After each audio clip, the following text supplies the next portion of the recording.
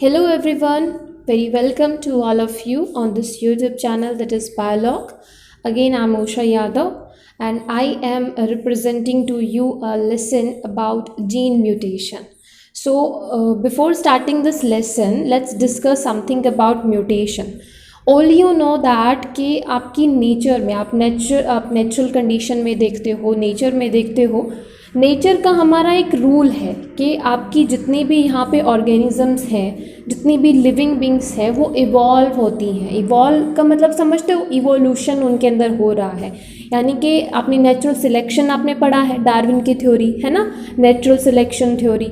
उसमें आपकी natural selection theory क्या करती है कि नेचर जो है वो बेस्ट प्रोजेनी को अडेप्ट करती है। ये होता है नेचुरल सिलेक्शन कि नेचर ने जो बेस्ट था उसे अडेप्ट कर लिया। अब ये बेस्ट कौन सा होगा? ये बेस्ट वो होगा जिसने एनवायरमेंटल कंडीशन के हिसाब से अपने आप को मॉडिफाई किया, अपने अंदर बेस्ट करेक्टर्स जो हैं उनको अडेप्ट किया। ठीक है, अब जब हमने बात ही कर ली कि भी बेस्ट करेक्टर को अडेप्ट किया है, तो बात यहाँ से शुरू होती है कि आपके वो बेस्ट करेक्टर, आपकी पॉपुलेशन है आपके पास, उस पॉपुलेशन में से ऐसा क्यों हुआ कि सिर्फ कुछ एक ऑर्गेनिजम्स थे जिन्होंने नेचर के हिसाब से नेचर ने उनको सिलेक्ट कर लिया, हम लोग बोल सकते हैं, या उन्होंने कैरेक्टर्स को मॉडिफाई कर लिया, या बेस्ट कैरेक्टर उन्होंने अडेप्ट कर लिए चेंजिंग एनवायरमेंटल कंडीशन के हिसाब से। ऐसा क्यों हुआ? कौन से वो मैकेनिज़्म है जिनकी वजह से ये चीज़ें हुई? तो उसी तरीके से आप जब ये चेंजेस पढ़ते हो, क्योंकि डीएनए की सीक्वेंस के अंदर चेंज आते हैं, तभी आपके कैरेक्टर मॉडिफाई होते हैं, क्योंकि जीनोटाइप जो है वो फिनोटाइप से रिलेट करता है। अगर जीन्स में चेंज आएंगे, किसी ऑर्गेनिज्म के जीनोटाइप में चेंजेस आएंगे, तो ही उसके फिनोटाइप में चेंजेस आएंगे। ठीक है, तो जब आप ये चेंजेस पढ़ते हो डीएनए सीक्वेंस के अंदर, यानी कि किसी ऑर्गेनिज्म के जीनोटाइप में जब चेंजेस आने लगते हैं, तो वो जो चेंजेस है उसके लिए बहुत सारे आपके मैकेनिज़्म काम कर रहे होते हैं। म्यूटेशन काम कर रहा होता है, समटाइम जेनेटिक ड्रिफ्ट काम कर रहा होता है, बहुत सारी चीज़ें काम कर रही होती हैं। उसमें आप जब सेल साइकिल पढ़ते हो, आप रेप्लिकेशन पढ़ते हो, आपने वहाँ पे देखा होगा, वहाँ पे ट्रांसलोकेशन भी होता है, इवन एक्सचेंज भी होता है ना। तो इसी तरीके से जो डीएनए सीक्वेंस है उसके अंदर जो चेंजेस आ रहे हैं उसके लिए बहुत सारे फैक्टर काम करते हैं। म्यूटेशन उनमें से एक फैक्टर है, और इस पर्टिकुलर वीडियो लेसन में हम लोग म्यूटेशन से ही डिस्कस करने वाले हैं, म्यूटेशन को ही डिस्कस करने वाले हैं, राइट?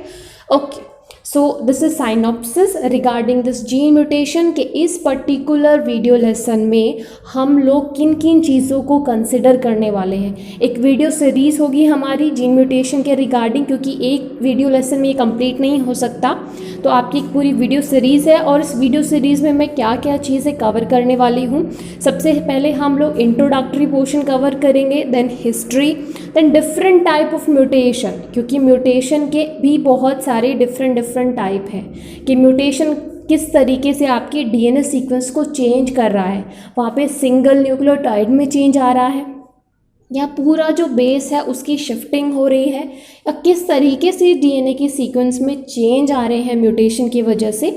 तो उस बेस पे हम लोग क्लासीफाई कर देते हैं कि डिफरेंट टाइप ऑफ म्यूटेशन। तो हम लोग इस वीडियो सीरीज़ की, आपकी वीडियो सीरीज़ के अंदर, जीन म्यूटेशन की वीडियो सीरीज़ के अंदर ये सारी चीज़ों को कवर करने वाले हैं, जिसमें हम लोग जीन म्यूटेशन के बेसिक्स कवर करेंगे, उनके डिफरेंट टाइप को कवर करेंगे, फिर मॉलिक्यूलर मैकेनिज़्म कि कौन सा मॉलिक्यूलर मैकेनिज़्म है जिसे फॉलो करती है म्यूटेशन, और उसके बाद जीन म्यूटेशन का क्या इफ़ेक्ट है आपकी डीएनए सीक्वेंस पे।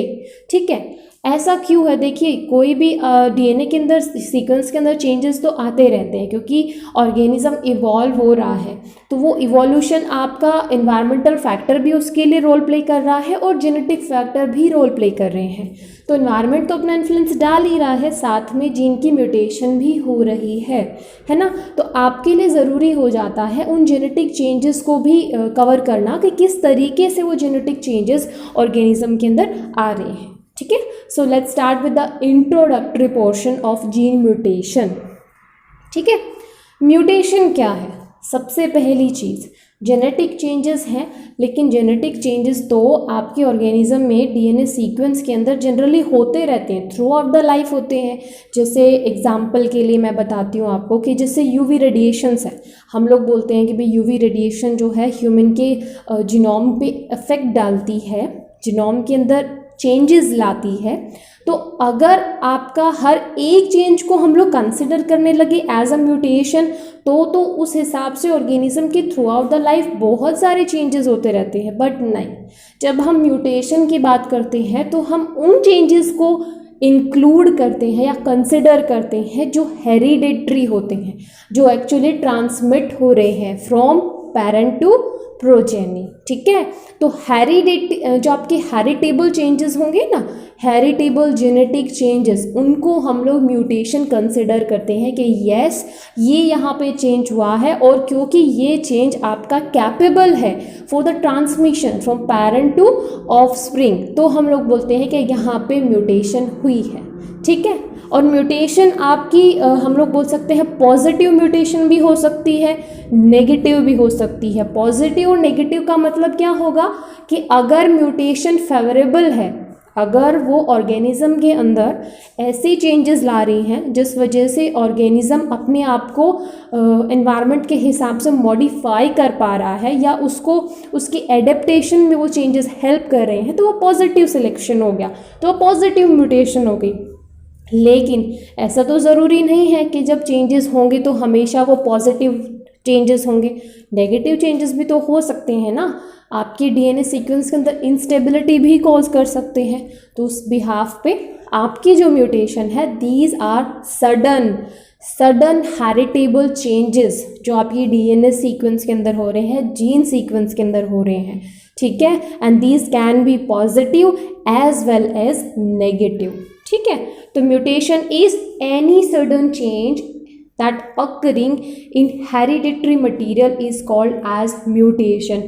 hereditary material समझते हो, आपका डीएनए या फिर आरएनए। ठीक है, तो आपकी डीएनए में या आरएनए में जब हेरिटेबल सडन चेंजेस आते हैं तो हम उसे बोलते हैं these are some kind of mutation, there is some kind of mutation. और म्यूटेशन के लिए भी बहुत सारे फैक्टर रिस्पॉन्सिबल होते हैं जिनकी वजह से म्यूटेशन कॉज होती है। ठीक है, they may be harmful, they may be beneficial और दे मे बी न्यूट्रल। जैसे मैंने आपको बोला, हार्मफुल कब होगा? जब नेगेटिव म्यूटेशन हो रही है, मतलब म्यूटेशन की वजह से डीएनए सीक्वेंस में अगर इंस्टेबिलिटी आ रही है तो वो हार्मफुल म्यूटेशन हो गई। और अगर आपका पॉजिटिव सिलेक्शन यहाँ पे हो रहा है, पॉजिटिव सिलेक्शन का मतलब समझते हो कि उस म्यूटेशन की वजह से डीएनए सीक्वेंस इस तरीके से मॉडिफाई हो गई कि ऑर्गेनिज्म अपने आप को चेंजिंग एनवायरमेंटल कंडीशन के हिसाब से अडेप्ट कर पा रहा है, तो वो आपकी बेनिफिशियल हो गई, क्योंकि वो ऑर्गेनिज्म को बेनिफिट दे रही है, चेंजिंग एनवायरनमेंट कंडीशन के हिसाब से उसे अडेप्ट करने में हेल्प कर रही है ना। और न्यूट्रल का मतलब क्या होता है कि कई बार आपकी म्यूटेशन ऐसी होती है जो आपकी डीएनए सीक्वेंस के अंदर चेंजेस तो होंगे, लेकिन वो किसी तरीके से भी जो आपका फिनोटाइप है उसको अफेक्ट नहीं करेगा। अब देखो ये कंडीशन कब जनरेट होगी, न्यूट्रल इफेक्ट कब आएंगे? न्यूट्रल इफेक्ट इसलिए आएंगे, आप जब डीएनए सीक्वेंस पढ़ते हो, आपने वहाँ पे पढ़ा होगा कि भी हमारे एक्सॉन्स होते हैं, इंट्रॉन्स होते हैं, है ना। कोडिंग रीजन है, नॉन कोडिंग रीजन है, जिसमें हम कोडिंग रीजन को क्या बोलते हैं? एक्सॉन बोलते हैं। नॉन कोडिंग रीजन इंट्रॉन बोलते हैं। तो अगर आपके कोडिंग रीजन यानी कि इंट्रॉन के अंदर चेंजेस आ रहे हैं तो वो आपके बेनिफिशियल भी हो सकते हैं और हार्मफुल भी हो सकती हैं। लेकिन अगर हमारे इंट्रॉन के अंदर चेंजेस आ रहे हैं तो वो न्यूट्रल हो गया, क्योंकि इंट्रॉन तो इंटर्न जाके किसी प्रोटीन के लिए कोड नहीं कर रहा ना। अब कोई प्रोटीन ही नहीं बनेगा तो ऑब्वियस सी बात है उसके फिनोटाइप में चेंज ही नहीं आएगा, उस ऑर्गेनिज्म के फिनोटाइप में चेंज नहीं होगा।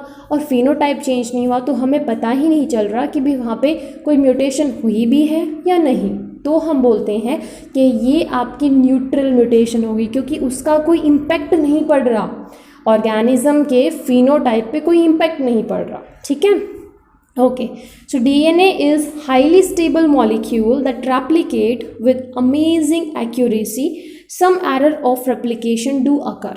ऑल यू नो दैट जब डीएनए रेप्लिकेशन हो रहा होता है सेल साइकिल के अंदर, बहुत सारे मैकेनिज्म्स ऐसे होते हैं रेप्लिकेशन के टाइम पे जो इस चीज़ को इंश्योर करते हैं कि डीएनए रेप्लिकेशन के टाइम पे कोई भी इनएक्यूरेसी ना आए, डीएनए आपका अच्छे से प्रॉपर वे में आपका डुप्लीकेट हो सके, राइट। लेकिन सम टाइम क्या होता है, कुछ एक एरर्स आ जाते हैं और उन एरर की वजह से भी डीएनए सीक्वेंस के अंदर चेंजेस आ जाते हैं, और ये चेंजेस जो कि क्या है आपके हेरिटेबल सडन चेंजेस जो आपके डीएनए रेप्लिकेशन के टाइम पे आए हैं या किसी और फैक्टर की वजह से आए हैं, हम उन्हें क्या कंसिडर करेंगे, म्यूटेशन कंसिडर करेंगे, ठीक है।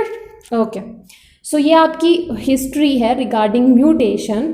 तो आपका जो सबसे पहले 1901 में ह्यूगो डे वेरिस था, ह्यूगो डे वेरिस आपने थ्योरी पढ़ी है, याद है आपको, इवोल्यूशन में आपने पढ़ी होगी। तो ह्यूगो डे वेरिस हमारा फर्स्ट पर्सन था जिसने ये टर्म यूज़ किया था म्यूटेशन। उसने इस टर्म को यूज़ किया था to describe the sudden heritable phenotypic changes in evening primrose O lamarckiana. एक आपका हम लोग बोल सकते हैं कि उसने एक आपका फ्लावर प्लांट लिया था ओ लमार्कियाना, और इस प्लांट के अंदर उसने म्यूटेशन को ऑब्जर्व किया और उसने पहली बार ये टर्म उसने रिप्रेजेंट करी, हम लोग बोल सकते हैं यूज़ करी कि म्यूटेशन क्या है, some kind of heritable changes and these are sudden heritable changes, ठीक है। तो सबसे पहले आपका ह्यूगो डे वेरिस साइंटिस्ट था जिसने म्यूटेशन टर्म को यूज़ किया। उसके बाद बहुत सारी रिसर्चेस हुई जिसमें 1904 में टीएच मॉर्गन जो थे उन्होंने रिसर्च किया और उसने आपके ऑब्जर्व किया कि इसमें हमारा जो ड्रोसोफिला है, ड्रोसोफिला क्या है, आपका एक स्टैंडर्ड ऑर्गेनिज्म है। एनिमल्स की स्टडी करने के लिए आप एक स्टैंडर्ड ऑर्गेनिज्म लेते हो, सी लैजन आप पढ़ते हो, है ना, आपका ड्रोसोफिला है और आपका पी प्लांट है, ये आपकी कुछ स्टैंडर्ड ऑर्गेनिज्म है जिनको जनरली आप जेनेटिक स्टडी के लिए यूज़ करते हो। तो टीएच मॉर्गन ने ड्रोसोफिला के अंदर भी आपकी म्यूटेशन को उसने ऑब्जर्व किया। उसके बाद बहुत सारे साइंटिस्ट आए जिन्होंने डिफरेंट रिसर्च करी रिगार्डिंग दिस म्यूटेशन और डिफरेंट काइंड ऑफ जो म्यूटेशन है उनको ऑब्जर्व किया। Okay, so moving to the next slide, type of mutation. As I said already कि बहुत सारे डिफरेंट टाइप के म्यूटेशंस होते हैं। ये डिपेंड करता है कि किस तरीके के डीएनए सीक्वेंस के अंदर, जीन सीक्वेंस के अंदर चेंजेस आ रहे हैं। उस चेंजेस के बिहाफ पे हम लोग बोलते हैं कि ये पर्टिकुलर टाइप की वहाँ पे म्यूटेशन हो रही है। अब देखिए, टाइप ऑफ म्यूटेशन को कंसिडर करना इसीलिए नेसेसरी है क्योंकि अगर आपको ये पता होगा कि किस लेवल तक वहाँ पे चेंजेस आ रहे हैं, तभी आप ऑब्जर्व कर पाओगे कि किस एक्सटेंट तक वो ऑर्गेनिज्म के फिनोटाइप को अफेक्ट करने वाला है, या अगर आपका कोई हार्मफुल म्यूटेशन हुआ है तो हम उसे किस तरीके से क्योर कर सकते हैं। क्योंकि म्यूटेशन तो आपका हार्मफुल भी हो सकता है, बेनिफिशियल भी हो सकता है। बेनिफिशियल है देन नो इशू, अगर हार्मफुल है then it may result into some kind of disease. बहुत सारे डिजीज़ कॉज हो सकते हैं, जैसे मैंने आपको कैंसर बायोलॉजी सीरीज़ में भी बताया था कि सम टाइम क्या होता है कि म्यूटेशन की वजह से ही आपके प्रोटो ऑन्कोजन में कन्वर्ट होते हैं, है ना। तो वो भी एक टाइप का चेंजेस आ रहा है जो क्या कर रहा है, ऑर्गेनिज्म के लिए हार्मफुल है।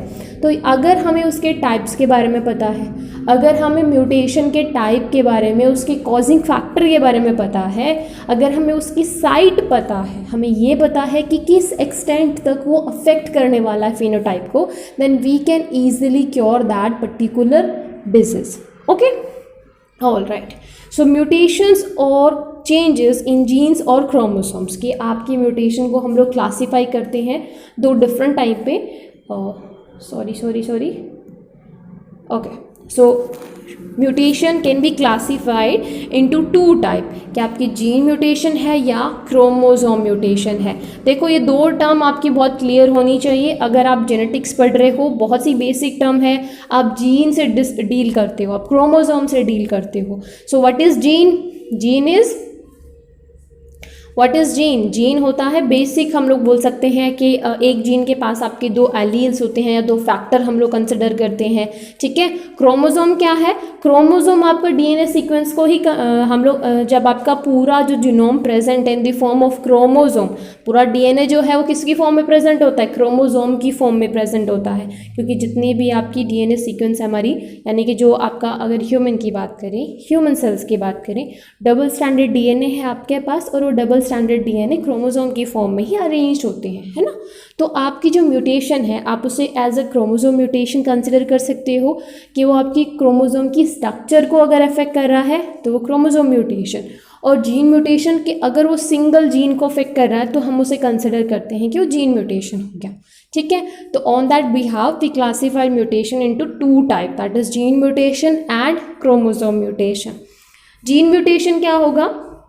जीन म्यूटेशन को भी आप फर्दर 2 टाइप में क्लासीफाई करते हो। First one is replacement of one nucleotide by another. देखो हम जीन की बात कर रहे हैं, सिंगल जीन की बात कर रहे हैं, तो एक केस तो आपका ये हो सकता है जब एक ही न्यूक्लियोटाइड में चेंजेस आया और चेंजेस इस तरीके से आया कि दूसरे न्यूक्लियोटाइड ने उसको रिप्लेस कर दिया, ठीक है।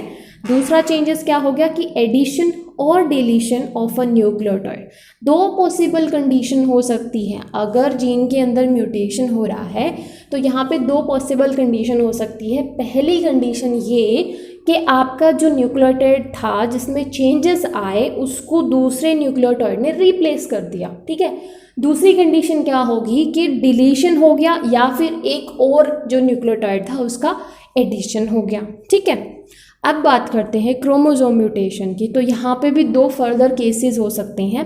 पहला case change in the structure of A chromosome, कि पूरी क्रोमोसोम की स्ट्रक्चर ही डिसरप्ट हो गई म्यूटेशन की वजह से, ठीक है।